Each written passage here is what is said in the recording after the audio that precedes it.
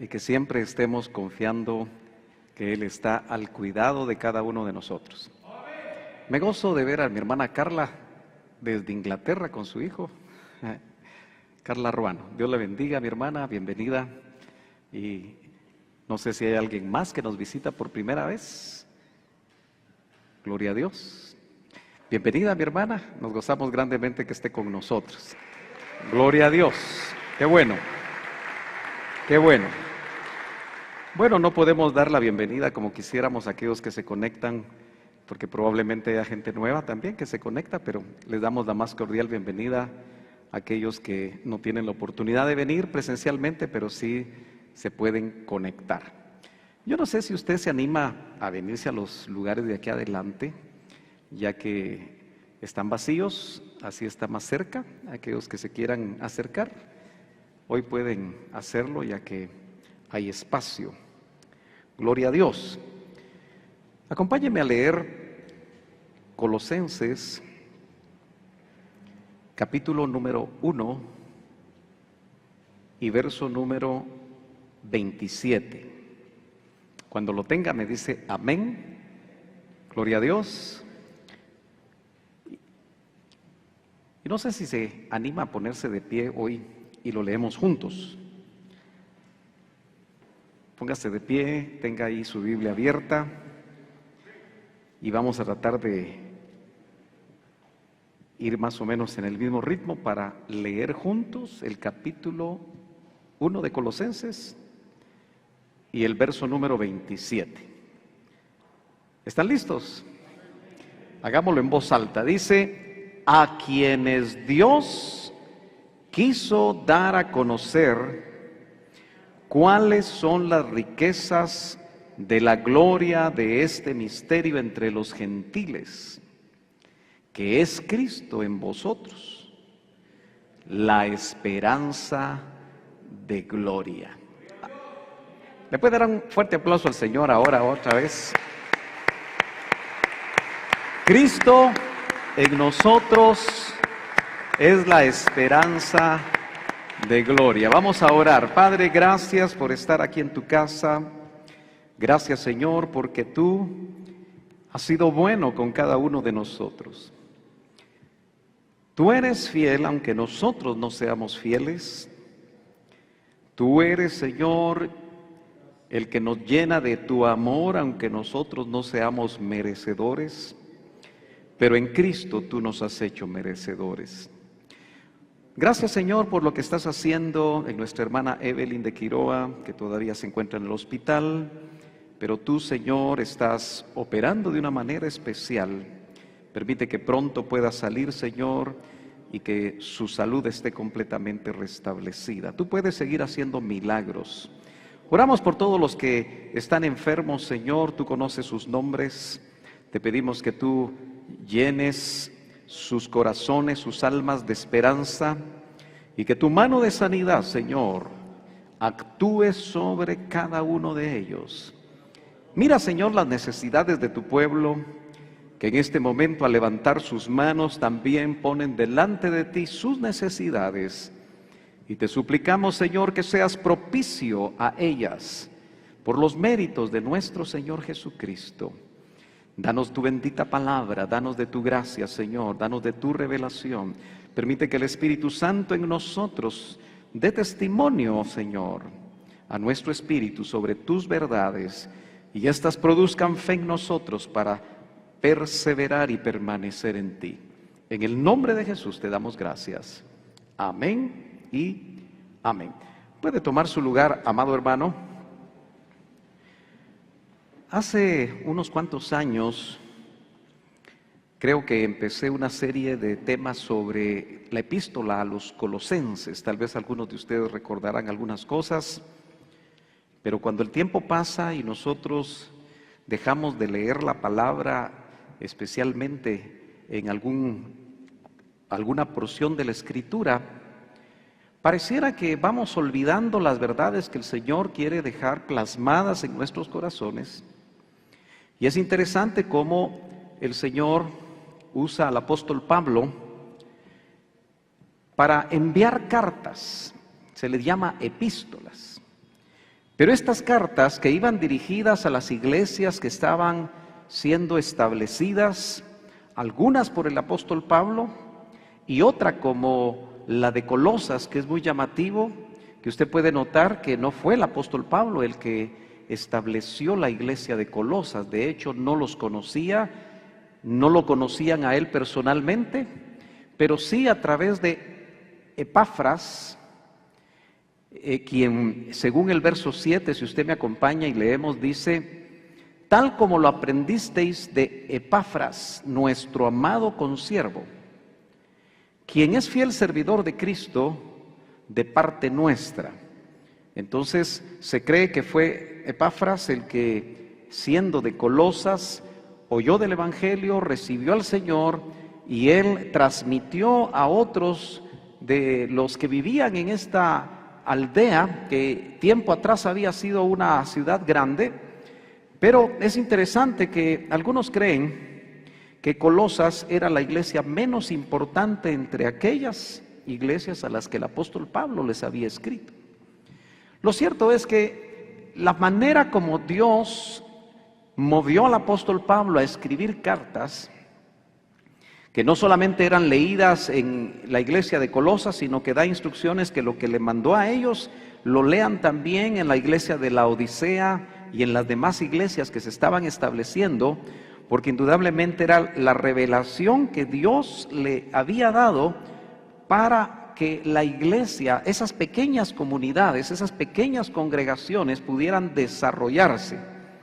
Por eso vemos que en el verso 1, Pablo se presenta como un apóstol de Jesucristo.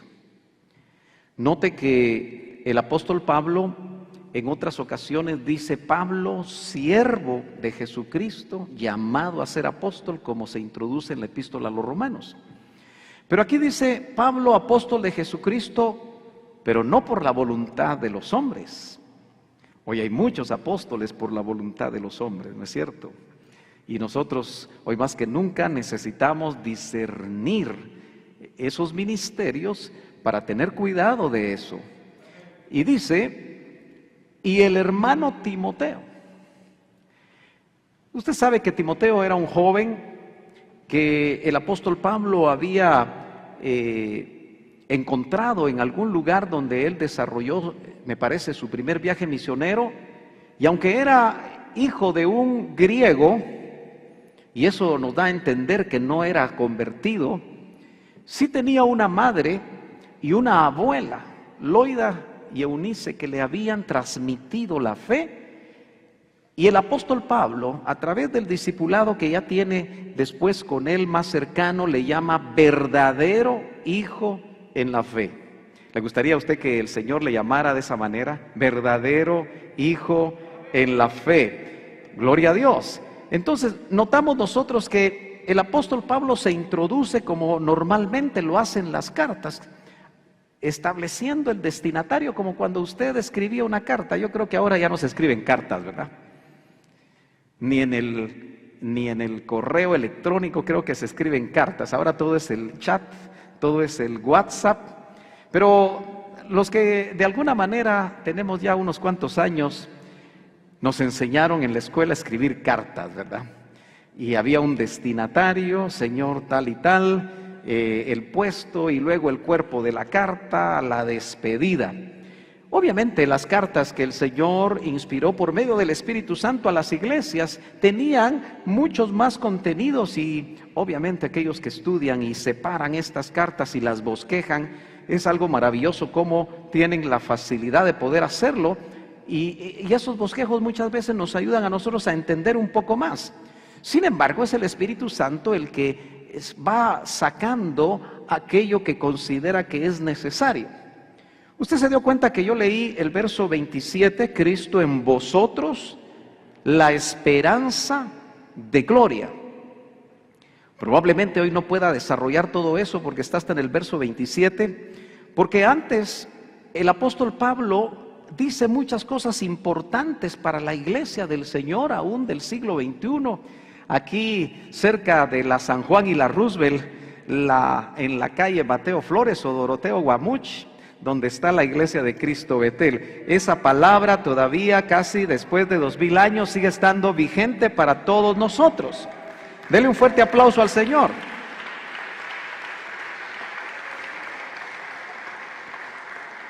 Y una de las cosas que el apóstol Pablo hace y que muchas veces nosotros pasamos desapercibido y no necesariamente le ponemos toda la atención del caso, es que él a todos los que ya nacieron de nuevo, en el verso 2 les llama santos. ¿Ya se dio cuenta que el Señor a nosotros en Cristo nos llama santos? Dice a los santos. Y no podemos pensar que todos los miembros, aunque probablemente esas comunidades eran pequeñas, se reunían algunas en casas, no había grandes lugares donde reunirse. El apóstol Pablo seguramente, aunque no los conocía, insisto, de una manera presencial, porque lo vamos a ver más adelante en la manera como avancemos con esta carta, dice a los santos y fieles hermanos en Cristo que están en Colosas. Ahora yo le pregunto, ¿será que realmente todos eran santos? No, ninguno, dicen por acá. ¿Usted qué piensa? Se vale dar su opinión.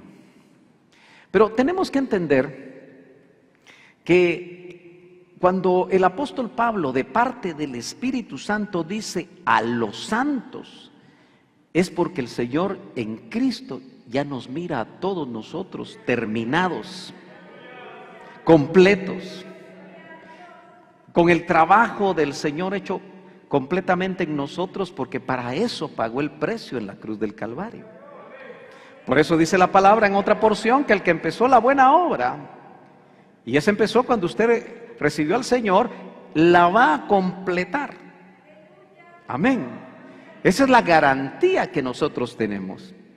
Los teólogos le llaman una santidad posicional, es decir, la posición que usted y yo tenemos en Cristo, desde que nacimos de nuevo, por medio de una operación espiritual de parte del Señor, cuando nosotros realmente se nos reveló Cristo, porque a usted ya se le reveló Cristo.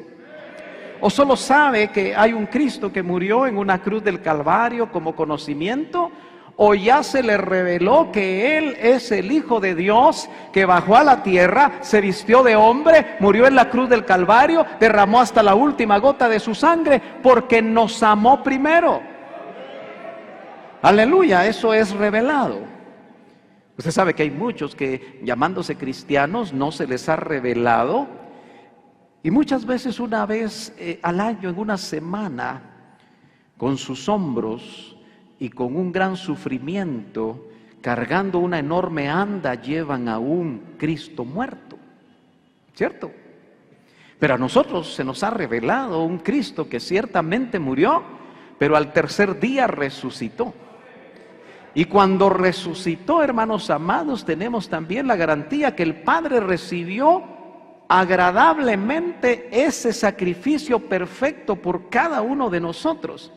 Por eso en esa posición que usted y yo estamos en Cristo, legalmente usted y yo ya somos santos. Y esa es la razón por la que incluso a la iglesia de Corintios, que era una iglesia un poco más grande, una iglesia que tenía sus recursos, pero una iglesia que a pesar de que era rica en dones, porque no tenían falta de ningún don los corintios, eran carnales. Se peleaban por los ministros. Y unos escogían a un ministro como Pablo. Otros decían, no, yo quiero ser o estar con el ministro Pedro porque él caminó sobre el mar. Otro decía, no, es que ustedes no han oído las enseñanzas maravillosas de Apolos. Pero los más espirituales decían, no, nosotros somos discípulos de Cristo. Y creían ellos que eran los más espirituales. Pero eran carnales al estarse peleando por los ministros. Y en ese contexto Pablo dice en el capítulo 3, ¿y quién es Pablo? Ponga usted por ahí un nombre de un ministro que usted admire mucho y que a usted le bendice en gran manera. Y ese ministro tendría que decir al tenor de lo que dice Primera de Corintios capítulo 3, ¿quién es fulano de tal? ¿Quién es Apolos? Servidores que solo tienen el privilegio de servir al Señor. Entonces el mismo Pablo dice, ¿y quién soy yo? ¿Quién es fulano de tal? En realidad lo que importa es el Señor Jesucristo, que murió en la cruz del Calvario y que Él ha llamado en su misericordia colaboradores, como lo fue de una manera maravillosa el apóstol Pablo. Pero no solamente llama santos, y usted, hermano, debe considerarse santo. Amén. En la posición de lo que Cristo hizo.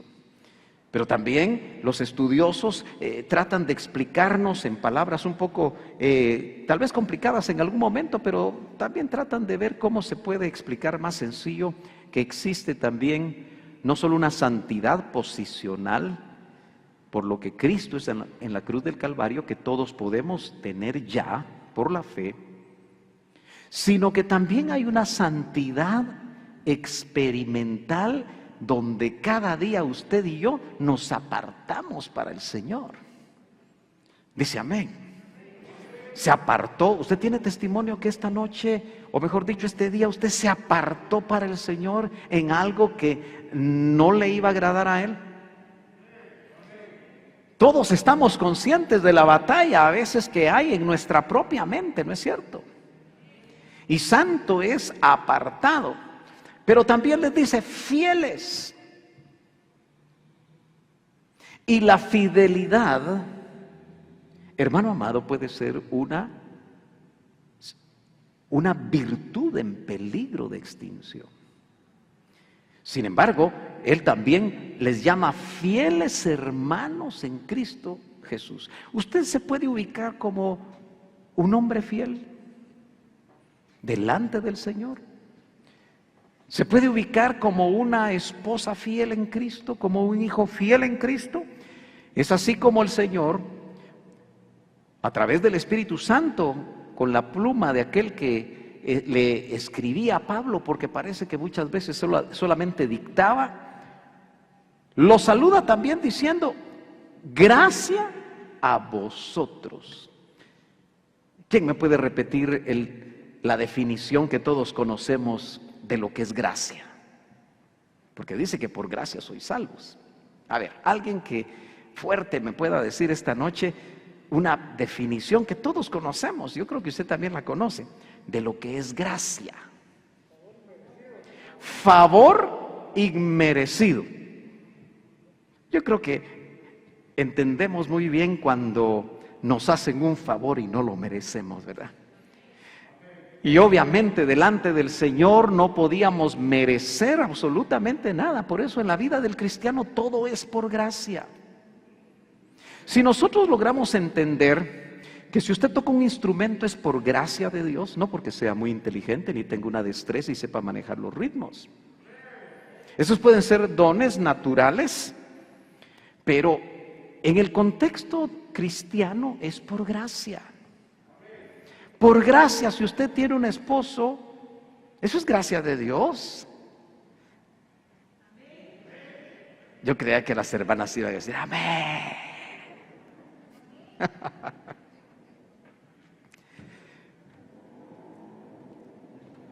¿Cómo debemos ser agradecidos, verdad?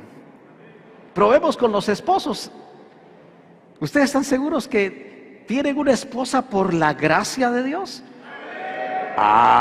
Hoy sí se las llevaron, hermanas. No es porque usted sea muy guapo, tenga un poco de dinero o mucho, no sé. Es por gracia de Dios, porque el que halló esposa, note que dije esposa, no dije mujer, halló la benevolencia de Jehová, ¿no es cierto? Es todo por gracia. Y cuando dice gracia a vosotros, está diciéndole a los colosenses, cristianos de aquellos tiempos, Pero a nosotros también en este lugar esta noche, que la gracia de Dios está a nuestra disposición. Que el Señor realmente nos quiere bendecir por gracia. Que Él quiere ayudarnos a hacer todo aquello que necesitamos hacer y que a Él le agrada por gracia. Pero no solamente les ministra gracia, porque estos se llaman salutaciones, como saludos. Y qué bonito es saludarse, ¿verdad? Pero mejor son los saludos que vienen de parte de Dios, porque cada vez que se lee esto, es como que el Señor vuelve a saludar a cada uno de los hijos de Dios en diferentes tiempos y en diferentes lugares. Y entonces dice, gracia a vosotros y paz. ¿Cuántos saben lo difícil que es tener paz? Hoy pudimos haber tenido circunstancias, o las tuvimos el mes pasado, que nos pudieron quitar la paz. Las enfermedades quitan la paz. El famoso virus que como ha complicado la vida en el mundo, quita muchas veces la paz. Usted no me dejará mentir que aquel que se infecta de COVID no sabe si realmente sus síntomas van a ser livianos, sencillos, o se le va a complicar. Y como somos humanos, aunque tengamos fe y aunque esto y lo otro, estando enfermos, si hay algún síntoma que se está complicando, muchas veces nos puede quitar la paz. Entonces tenemos que recordar que la Biblia también habla del Dios de paz. La Biblia nos habla y nos ministra que la paz que el Señor da no es como el mundo la da. Por cierto, ¿cómo será la paz que viene del mundo? La gente que tiene mucho dinero en el banco tiene paz porque dice que, pero esa paz del mundo. Porque el dinero hoy puede estar en un banco y se puede devaluar la moneda de una manera terrible y ya no hay el mismo dinero o quizá ya no hay lo suficiente. Entonces nosotros no podemos poner nuestra mirada en lo material, sino que debemos de poner nuestra mirada en el Dios de paz, que nos puede ministrar paz en medio de cualquier circunstancia. Dice amén. Gracia a vosotros y paz de parte de Dios. Y qué maravilloso esa parte final del verso 2. Nuestro Padre. Qué lindo es tener un Padre como Él. ¿Se goza usted de tener un Padre que nunca nos abandona? De tener un Padre que siempre cumple sus promesas.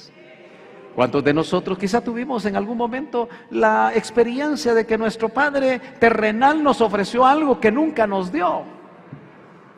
Tal vez dijo, mira hijo, yo voy a llegar a tu graduación, o voy a llegar a hacer esto, voy a llegar a hacer lo otro, y no llegó. Y el corazón de ese hijo se pudo haber afectado, pero tenemos un Dios que es omnipotente, es omnisciente, es omnipresente y siempre va a cumplir sus promesas. ¿Y sabe qué? Nos ama. Nos ama, nos ama. De tal manera nos amó que envió lo más grande que tenía, su Hijo amado, lo entregó por amor. Aleluya.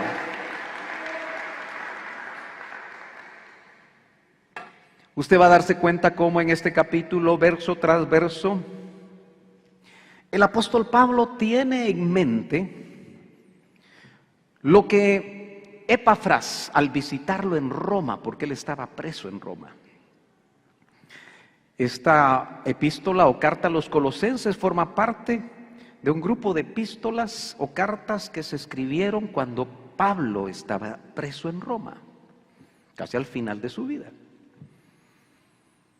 Y estaba sucediendo algo, no solo en Colosas, sino probablemente en la Odisea, que estaba cerca, y en Hierápolis, donde había surgido un movimiento que estaba dañando a la iglesia. Y ese movimiento que estaba dañando a la iglesia tenía como propósito escudriñar ciertas profundidades, valorar incluso la adoración a los ángeles, como lo vamos a ver más adelante.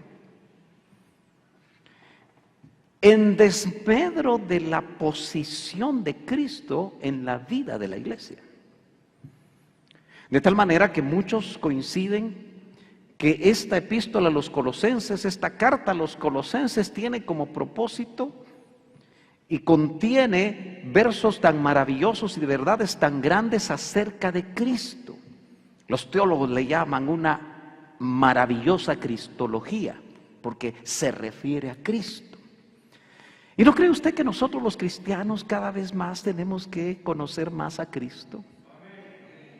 Al fin y al cabo, yo no sé si usted ha pensado que si usted va a ser la esposa del Cordero y ese matrimonio místico va a ser eterno, qué maravilloso es tener un conocimiento cada vez más grande acerca de Cristo.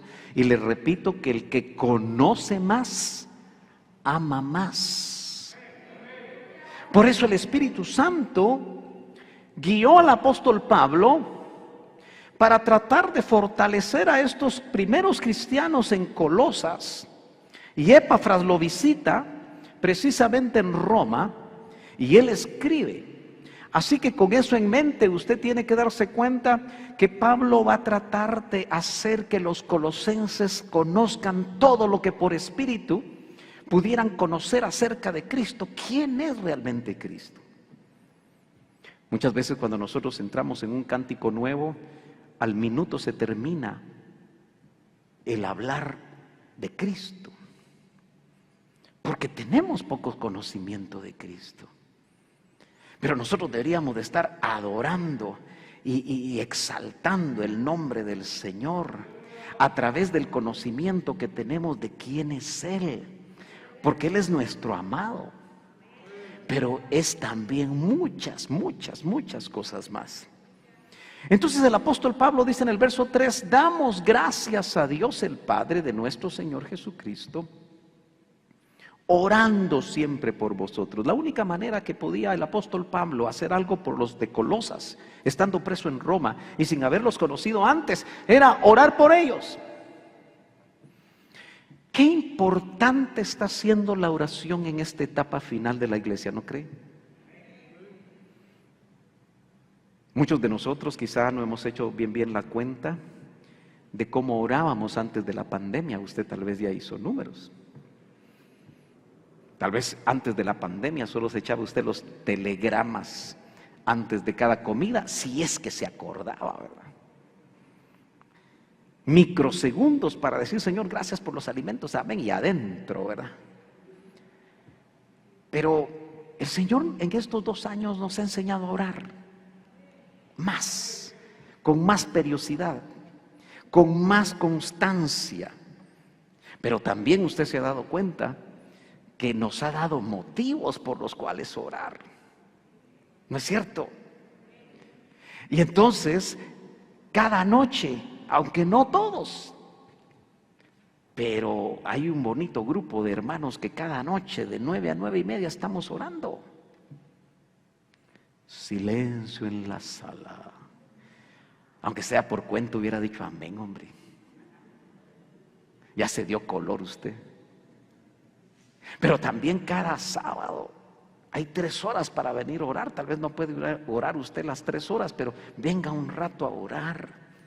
Mire, yo personalmente como pastor no entiendo que alguien esté en una gran necesidad y no busque el ayuno y no busque la oración. No lo entiendo.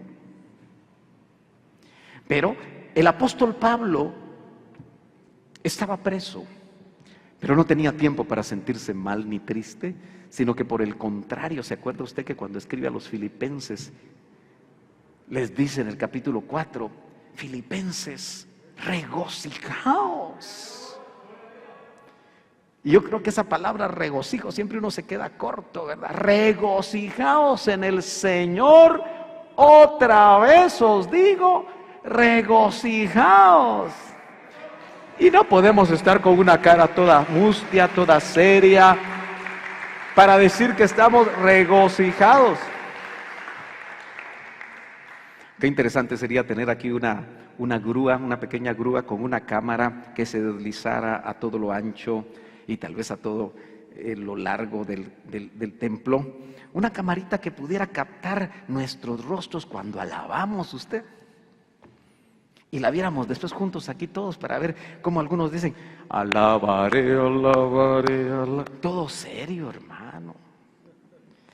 O estamos cantando algo de júbilo y serios y tristes. ¿No cree que nos ayudaría a ver cómo nos vemos? Como para animarnos cada uno de nosotros a que lo que cantamos realmente lo podamos expresar, porque por eso hay expresiones. El apóstol Pablo entonces dice que está orando siempre por los colosenses. La Biblia dice que oremos unos por otros. Amén.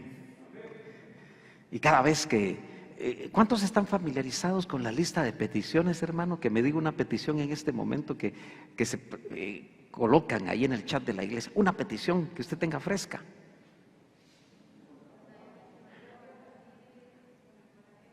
Por trabajo, por hermana Evelyn, alguna otra. Hay como 30 solicitudes o peticiones, ¿no es cierto? Trate de leerlas y cuando usted ore, cuando tenga la oportunidad de orar, acuérdese de los hermanos. Acordémonos de los hermanos. Oremos los unos por los otros. Pablo lo tenía muy claro. Y en el verso 4 nos damos cuenta que él solo había oído de ellos. Dice, al oír de vuestra fe en Cristo Jesús. No dice, cuando yo estuve con ustedes o cuando los visité, sino dice, al oír de vuestra fe en Cristo Jesús y del amor que tenéis por todos los santos. Hoy hablaba con alguien que dentro de la plática me hacía ver lo difícil que es ver la división entre las iglesias. ¿Cuántos saben que la iglesia de Cristo no está unida?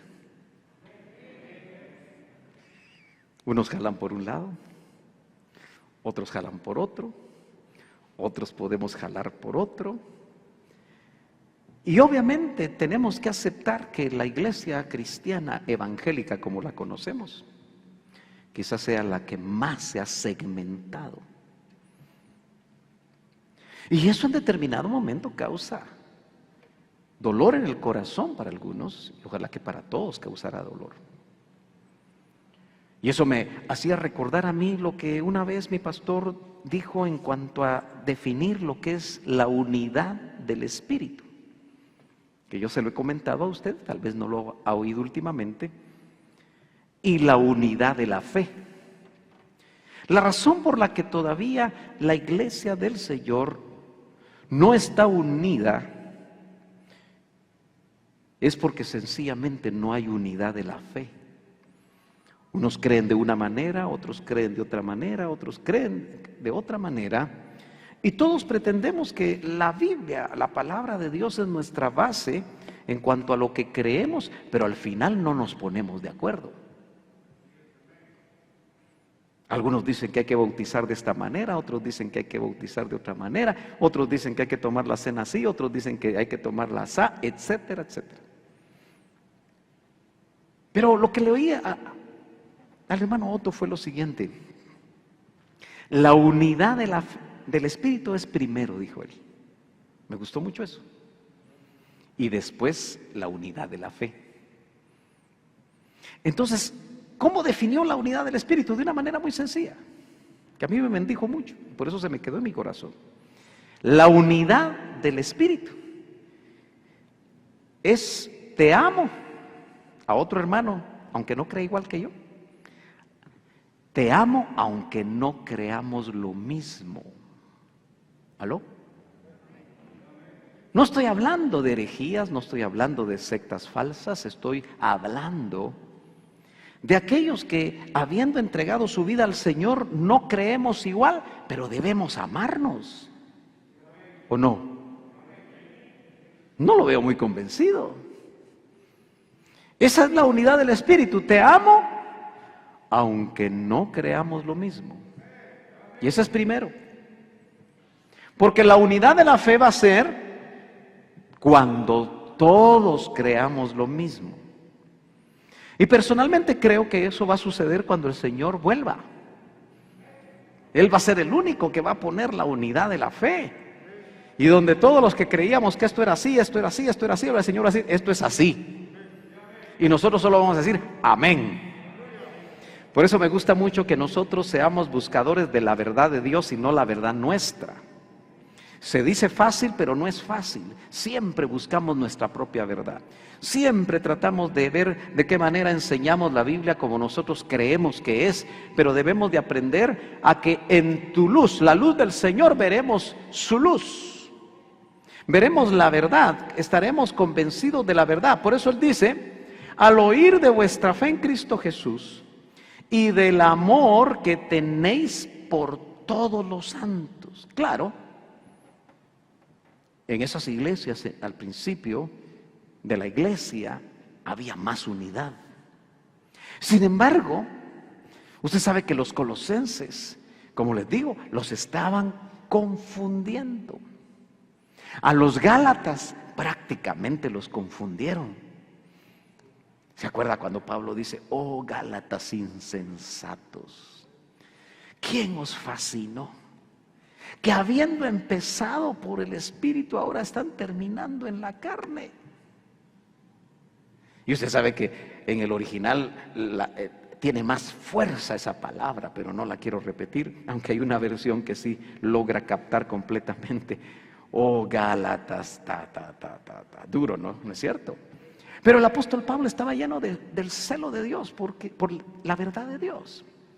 Entonces dice aquí que el apóstol Pablo nota en el verso 5, a causa de la esperanza reservada para vosotros en los cielos. Ellos amaban a los hermanos, dice, por todos los santos.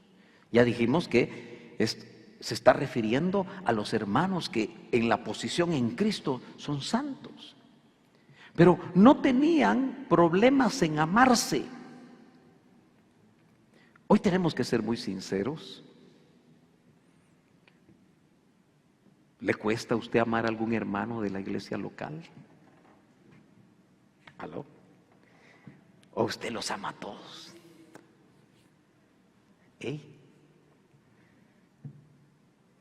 ¿O le cuesta amar a alguno por aquí? Piense. Note que la mayoría de nosotros con mascarilla enfundada, a veces ni nos reconocemos, ¿verdad? ¿Sabe usted? Mire para la izquierda, mire para la derecha. ¿Sabe el nombre de los hermanos que están cerca de usted? Mire, voltea a ver. ¿Desconoce su nombre? No se vale los de la familia. ¿Los conoce? Si ni siquiera conocemos los nombres a veces, ¿podemos decir que los amamos? Aunque no conozcamos su nombre. ¿O el amor también establece cierto grado de interés los unos por los otros? Ahora, ellos tenían ese amor, dice, a causa de la esperanza reservada para vosotros en los cielos. Hermano amado, ¿cuál será esa esperanza reservada para nosotros en los cielos? Esa esperanza, ese esperar, esa esperanza bienaventurada, aleluya, es que las promesas de Dios que están en su palabra se van a cumplir. Por eso, hermano, es maravilloso saber, en medio del dolor en la tierra, al perder un ser querido, que no es nada fácil, y cuántos saben que puede tomar hasta años, no olvidar, porque no olvidamos a los seres queridos, pero muchas veces sanar completamente de la pérdida, ¿es cierto? Puede tomar tiempo.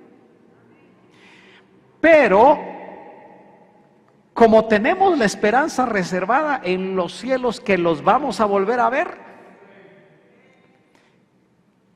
Eso nos hace, hermano, tener una relación con los demás de amor. Porque eso es lo que está diciendo aquí. A causa de la esperanza reservada para vosotros en los cielos, de la cual oísteis antes en la palabra de verdad, el evangelio. Y evangelio aquí es, recuérdese usted, buenas nuevas. ¿Dónde encontramos la verdad de Dios? No está en un libro de filosofía. ¿Dónde encontramos la verdad de Dios? No está en ninguna religión. ¿Cuántos saben que la verdad de Dios es el mismo Cristo? Porque Él dijo, yo soy el camino, yo soy la verdad. Nadie viene al Padre si no es por mí. Así que cada vez que se predique el Evangelio son buenas noticias. Ya no solamente de salvación, sino que son buenas nuevas cada día. Por eso valdrá la pena, hermano, agarrar uno todos los días su Biblia. Sí, valdrá la pena. Pero ¿qué tan nueva tiene usted su versión? Porque si su Biblia está muy nueva es que no la lee, ¿verdad? Ahora si su Biblia ya está ya la pasta se le cayó y ya no tiene usted dónde anotar, y eso significa, y está un poco sucia porque usted no siempre se lava las manos cuando está leyendo la Biblia, y usted todos los días lee una porción de la Escritura porque son buenas noticias. Ese es el Evangelio. Aquí está la verdad de Dios, aquí está en la palabra Cristo en el Génesis, Cristo en el Levítico, Cristo en todos los 66 libros de la Biblia, porque este libro es cristocéntrico. ¿Quieres conocer a Cristo? Lee las buenas nuevas de salvación. Por eso el apóstol les dice que ustedes oyeron antes en la palabra de verdad el Evangelio. Tiene que recordar usted que cuando Epafras empezó a discipular, y la necesidad de ser discipulados, ¿no es cierto?, a los de Colosas, él llevaba una palabra que no estaba escrita. No tenían ellos libros en ese momento. Se estaban escribiendo apenas las epístolas. Acuérdese que la de Colosas ya se había fundado la iglesia. Tal vez ya habían leído alguna otra de las epístolas que se había escrito antes, pero mucho de lo que recibían era en una forma hablada, pero recibían todos testimonio de que lo que estaban oyendo venía de la palabra del Señor, que era la verdad y que eran buenas noticias. Ahora, vimos entonces que somos santos en posición en Cristo. Pero también quiero que veamos en los minutos que me quedan la gran necesidad de ser enseñados, hermano. Ahí en el verso 7 dice, tal como lo aprendisteis de Epafras. Entonces quiere decir que debemos aprender de alguien. ¿De quién ha aprendido usted? Haga un poquito de memoria. ¿Quiénes lo han discipulado? ¿Con quiénes usted ha aprendido? ¿Realmente ha estado alguien cerca de usted desde que se convirtió? Qué importante es la necesidad de que cuando nos convertimos alguien esté cerca y nos vaya llevando poco a poco a la madurez. En el caso de los colosenses fue este hombre que yo veo por lo menos dos cosas interesantes en la vida de este siervo que deberían de estar presentes en la vida de todo aquel que discipula. Y usted sabe que todos somos llamados a discipular. Los jóvenes no se pueden echar atrás. Las hermanas tampoco. Los ancianos tampoco. No estoy hablando de la función dentro de una iglesia local, sino estoy hablando cronológicamente, porque dice, id y haced discípulos. a todas las naciones. Y ese es un llamado para todos. A veces cuando nosotros tenemos departamentos en las iglesias locales, es bueno por la organización, pero es malo porque todo mundo segmenta la función dentro de la iglesia local. Los que discipulan, ahí están los discipuladores. No, si los discipuladores deberíamos ser todos. ¿Me está entendiendo, hermano? Los que evangelizan deberíamos de ser todos, no solo un grupo. Ya no dice amén. Tan cómodo es que un grupo de evangelismo vaya los domingos a evangelizar y usted tomándose un helado por otro lado. Porque no hemos todavía entendido que somos una iglesia o debemos de ser una iglesia evangelizante. Dice amén. Entonces dice que Epafras era un consiervo, nuestro amado consiervo. Vuelvo a la carga la importancia que entre ministros nos amemos. ¿Aló? Porque mire, Pablo dice nuestro amado consiervo, pero ¿sabe qué dice en el texto griego? Nuestro amado diácono, nuestro amado ministro. Eso es lo que dice. Entonces, hermano, el diaconado no solo involucra las mesas, sino que un verdadero diácono que ha desarrollado en Cristo también va a ser un ministro que va a servir en la obra de Dios. ¿Usted se dio cuenta que de los 7 diáconos, de Hechos 6, surge un evangelista? ¿Cómo se llamaba ese evangelista? Felipe. El evangelista, pero él fue llamado a ser un diácono. Pero ahí le pidieron que fuera lleno del Espíritu Santo, lleno de sabiduría y que tuviera buen testimonio. Entonces, cuando nosotros estamos en el grupo del diaconado como servidores, debemos de ser llenos del Espíritu Santo. Y llenos del Espíritu Santo vamos a poner las manos sobre los enfermos y van a sanar. Dice amén. Va a poner la mano sobre los endemoniados y van a ser liberados. Lleno del Espíritu Santo, usted va a estar ahí en su turno y el Señor la usa en profecía. Y es ahí donde no sabemos cuánto tiempo pasó él sirviendo como diácono. Y de repente el Espíritu Santo dice que lo arrebató y se lo llevó para platicar con un morenito, ¿verdad? Y lo lleva justo en el momento en que estaba leyendo una porción bíblica que usted conoce y le entrega el mensaje. Quien es fiel, sigo en el verso 7, servidor de Cristo. Fiel diácono de Cristo de parte nuestra. Paso al verso 9.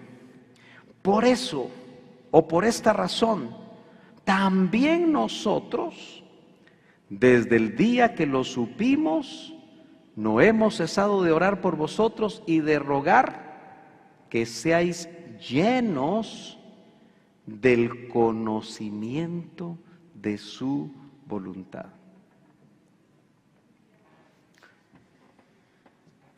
¿Cuántos quisieran conocer de una manera certera la voluntad de Dios para sus vidas? ¿Sí? Todos tenemos dudas. Como pusimos esa cápsula públicamente de nuestra hermana Evelyn, y aquí está su hija, me impresionó que ella dice en esa cápsula: yo no le pido al Señor sanar o no sanar, sino que yo le pido al Señor que se haga su voluntad. Impresionante, ¿verdad? ¿Y cuántos quisiéramos realmente que el Señor hiciera su voluntad en nosotros, aunque no nos guste? Ahora, Pablo oraba porque ellos fueran llenos quiere decir que es posible ser llenos del conocimiento de su voluntad. La voluntad de Dios para nuestras vidas es la mejor, hermanos. El superplan de Dios para nosotros es mejor que nuestros plancitos, ¿no es cierto? Porque el Señor en el Getsemaní 3 veces oró que la copa, que significaba no solo la muerte física en la cruz, sino que el holocausto, que quizá era lo más difícil para el Señor, porque iba a experimentar la muerte segunda. Iba a experimentar separarse de Dios por el pecado que estaba cargando, que no le pertenecía a Él. Pero cada vez que Él oró, ¿se recuerda usted bien en el Getsemaní? El lugar de las olivas machacadas, y a veces uno siente que lo están machacando, ¿verdad? ¿Has sentido tú que a veces te están machacando? Él terminaba su oración: no se haga mi voluntad, sino la tuya. 3 veces. Algunos creen que entregó la voluntad del cuerpo, la voluntad del alma y la voluntad del espíritu. Pero, ¿queremos ser llenos del conocimiento de su voluntad? Tenemos que estar dispuestos a hacerla. Y es que aquí cuando habla, hermano, de conocimiento, yo quisiera que me acompañe a Efesios capítulo número 1 y verso número 17, que dice: pidiendo que el Dios de nuestro Señor Jesucristo, el Padre de gloria, os dé espíritu de sabiduría y de revelación en un mejor conocimiento de Él. Pablo pedía continuamente que se recibiera espíritu de sabiduría, de revelación, que tuviera el propósito de darnos un mejor conocimiento de Cristo. Por eso el centro de nuestras vidas, y el tema es Cristo en vosotros, la esperanza de gloria.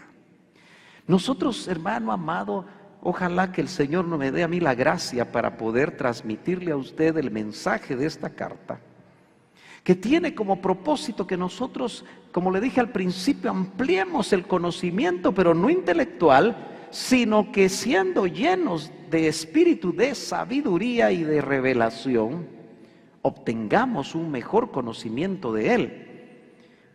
Pero note que en esa misma carta los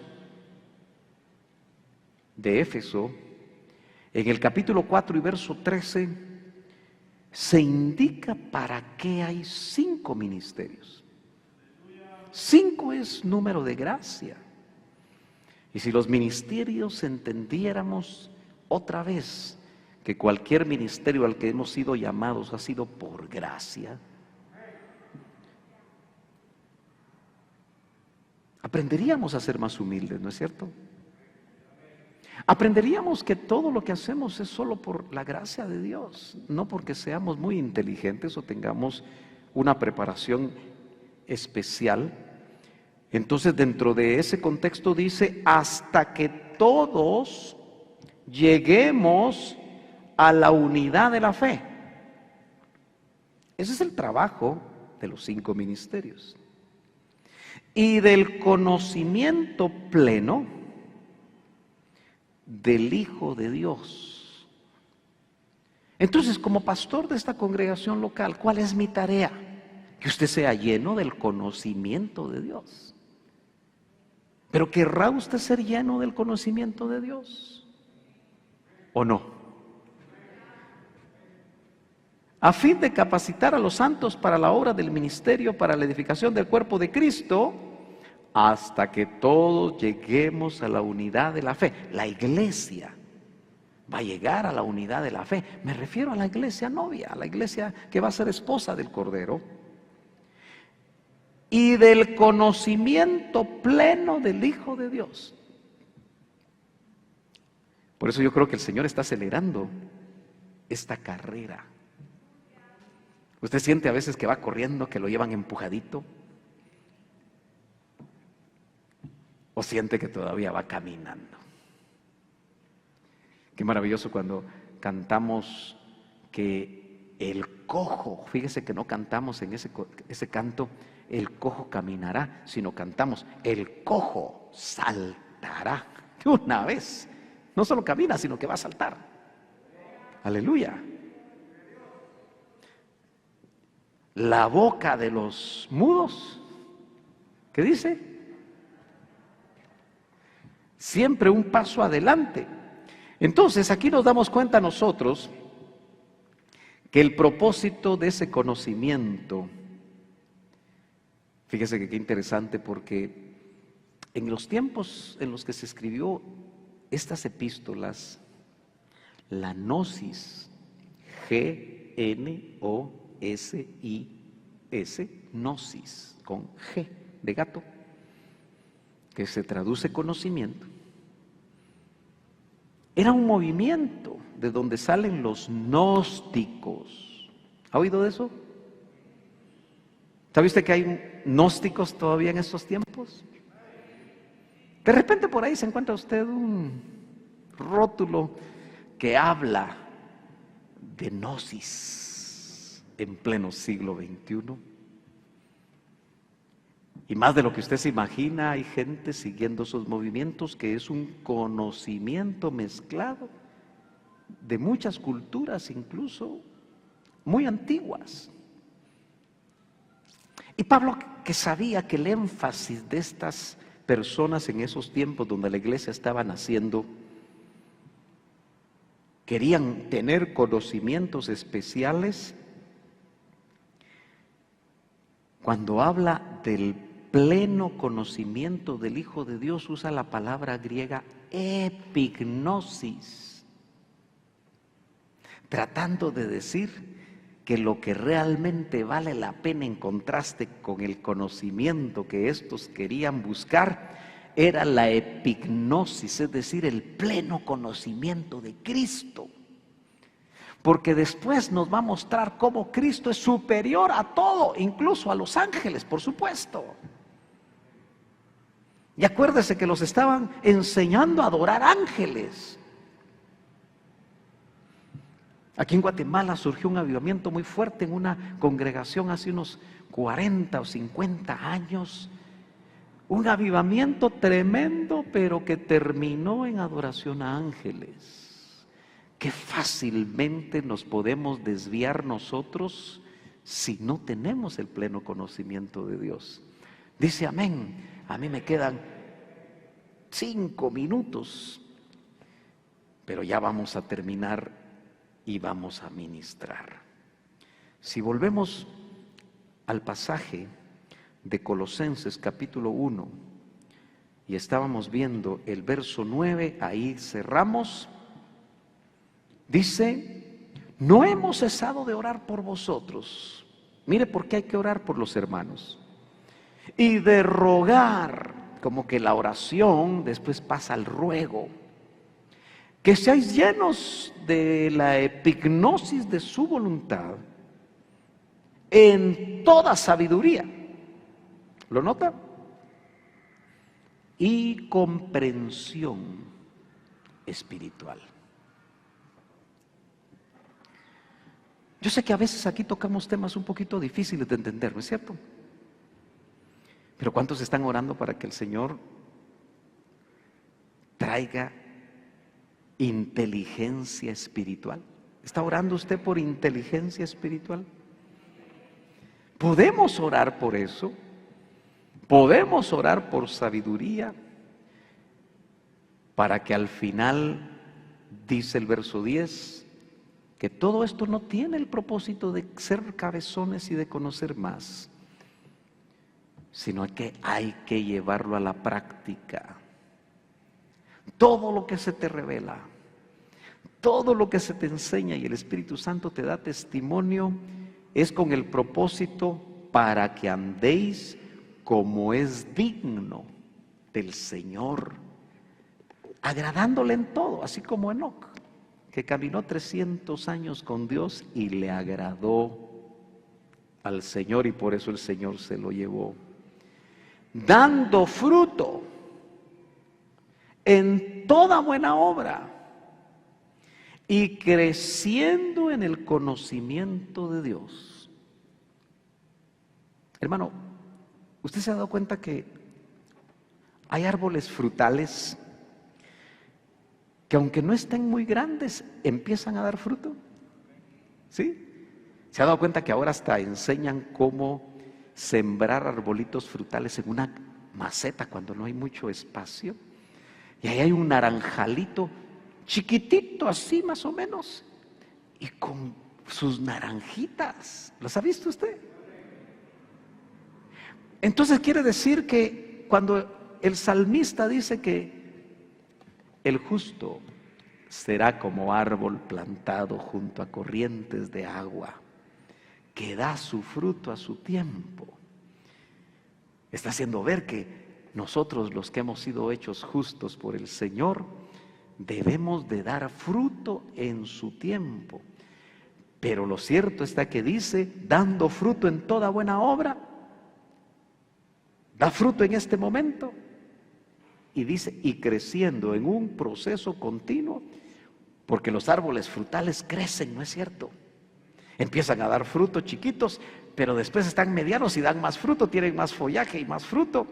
Yo me recuerdo de un arbolito de durazno de corazón colorado, le llamábamos nosotros en ese tiempo, que conforme llegó a alcanzar un follaje grande, las ramas caían sobre la lámina de mi casa, y cuando yo iba a estudiar, porque los que estamos a cierta edad creciendo solo comer y comer somos, ¿verdad? Me subía al duraznal, me sentaba en la lámina y tenía como unos mis 100 duraznos para ver cuál de todos agarraba, con un poquito de sal, y a estudiar se ha dicho, ¿verdad? Mientras más grande, más fruto. Esa es la idea que está tratando de dar aquí el apóstol, que nosotros los hijos de Dios demos fruto en toda buena obra, pero sigamos creciendo en el conocimiento de Dios, como ese árbol frutal, para que el fruto sea cada vez más abundante. Acuérdese, el tema es Cristo en vosotros, la esperanza de gloria. Pero el apóstol Pablo en ese capítulo 1 nos enseña muchas cosas, y va a ver que el próximo viernes veremos otras cosas maravillosas de Cristo, que al conocerlas nos daremos cuenta que el Cristo de la gloria, el Verbo increado, aquel que habita en el seno del Padre, cada vez lo vamos a amar más, en la medida que nosotros le conozcamos más. Y al saber que el Cristo de la gloria, que creó todas las cosas, habita en nuestro corazón, porque así lo dice la palabra del Señor, nos va a llenar de gratitud y nos va a llenar de esperanza, porque Él dentro de nosotros, acuérdese, es la esperanza de gloria. Póngase de pie y vamos a orar unos momentos, vamos a pedirle al Señor, y que usted con todo su corazón le pida que Él lo llene de conocimiento espiritual, lo llene de sabiduría espiritual, de inteligencia espiritual, para que nosotros podamos crecer y podamos dar fruto, y ese fruto permanezca en cada uno de nosotros. Padre, gracias,